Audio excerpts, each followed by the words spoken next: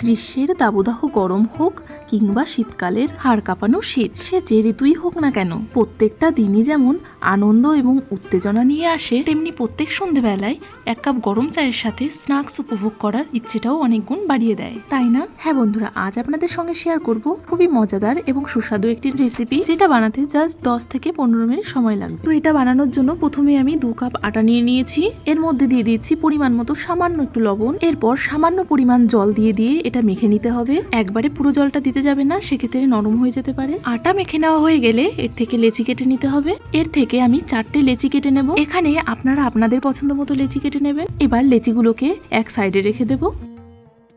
এবার একটা বেলুন চাকি নিয়ে নেব। রুটিগুলোকে বেলে নেওয়ার জন্য কিছুটা পরিমাণ শুকনো আটা নিয়ে নেব। এবার এর মধ্যে থেকে একটা লেচি নিয়ে হাতের সাহায্যে ভালো করে গোল করে নেব। এরপর এর মধ্যে সামান্য শুকনো আটা মেখে নিয়ে রুটির আকারে গড়ে নিতে হবে। তো চলুন রুটিটা বেলে নিই। এটা খুবই সহজ একটা রেসিপি। হাতে যখন খুবই কম সময় থাকে তখন এই রেসিপিটা আমি বানিয়ে নিই। আমার বাড়ির প্রত্যেকটা মেম্বার এটা কিন্তু খুব পছন্দ করে, তাই শেয়ার করছি। আশা করি আপনাদেরও ভালো লাগে। আর হ্যাঁ, আমার মতো কোন কোন বন্ধুরা এই রেসিপিটা চটজলদি বানিয়ে নেন তা কিন্তু কমেন্টে জানাতে ভুলবেন না। আচ্ছা, এদিকে আমার রুটিটা বেলে নেওয়া হয়ে গেছে। দেখতেই পাচ্ছেন কতটা পাতলা করেছি। এবার এর উপর দিয়ে ছড়িয়ে দিচ্ছি 1 স্পুন চিনি। রুটির অর্ধেকটা জায়গায় আমি চিনিটা ছড়িয়েছি। এবার রুটিটাকে এভাবে ফোল্ড করে নিতে হবে। এবার হাতের সাহায্যে রুটির চারিদিকে চেপে চেপে নিয়ে বেলে নিতে হবে। চেপে না দিলে সেক্ষেত্রে চিনিটা বেরিয়ে যেতে পারে। আবারও রুটির অর্ধেকে ছড়িয়ে দিচ্ছি 1/2 স্পুন চিনি। ঠিক আগের মতো করেই রুটির এক সাইডে চিনিটা ছড়িয়ে দিচ্ছি। আচ্ছা, এখানে বলে রাখি, চিনির পরিমাণটা আপনারা বাড়িয়ে অথবা কমিয়ে নিতে পারেন। আগের মতো করেই আবার হাতের সাহায্যে একটু চেপে নিতে হবে। তারপর বেলুন দিয়ে আবার বেলে নিতে হবে। পুরো ট্রায়াঙ্গেল শেপে বেলে নিচ্ছি। আচ্ছা, এই রেসিপিটা আমি আটা দিয়ে করেছি। আপনারা চাইলে ময়দার সাহায্যেও করতে পারেন। হ্যাঁ, যদি স্বাস্থ্যের কথা ভেবে থাকেন তাহলে বলবো ময়দাটাকে অ্যাভয়েড করাই ভালো। একই রকম ভাবে আমি সবগুলোকেই বানিয়ে নিয়েছি।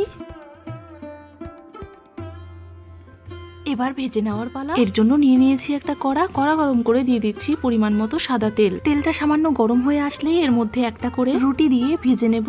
আচ্ছা, এখানে বলে রাখি, আমি এটা সাদা তেলের সাহায্যে ভেজেছি। আপনারা চাইলে বাটার দিয়েও ভেজে নিতে পারেন। এভাবে এক সাইড ভাজা হয়ে গেলে অন্য সাইডে উল্টে দিতে হবে। ঠিক এভাবে 2 সাইডই পরপর ভেজে নেওয়ার পর যখন লাল লাল হয়ে যাবে তখন তুলে নিতে হবে অন্য একটা পাত্রে। আচ্ছা, রুটিটা ভেজে নিতে হবে low to medium flame. High ফ্লেমে ভাজতে যাবেন না, সেক্ষেত্রে পুড়ে যেতে পারে। মানে উপরটা পুড়ে যাবে কিন্তু ভেতরটা কাঁচা থেকে যাবে। তাই মিডিয়াম ফ্লেমে অনবরত উল্টে পাল্টে নিয়ে ভেজে নেবেন। যাই হোক, বাকি সবগুলোকে ঠিক একইভাবে ভেজে নিয়ে দেখলেন তো কত ইজি একটা রেসিপি। যদি কোনো বন্ধু থেকে থাকেন যে এখনো এই রেসিপিটা বানিয়ে খাননি, তাহলে একবার অন্তত ট্রাই করবে, তারপর দেখবেন আবার বানিয়ে খেতে ইচ্ছে করবে। যাই হোক বন্ধুরা, ভিডিওটি কেমন লাগলো অবশ্যই জানাবেন। আর ভালো লেগে থাকলে অবশ্যই লাইক কমেন্ট শেয়ার করবেন। আর নতুন বন্ধু হয়ে থাকলে অবশ্যই সাবস্ক্রাইব করে পাশে। ভিডিওটি শেষ পর্যন্ত সাথে থাকার জন্য অনেক অনেক ধন্যবাদ।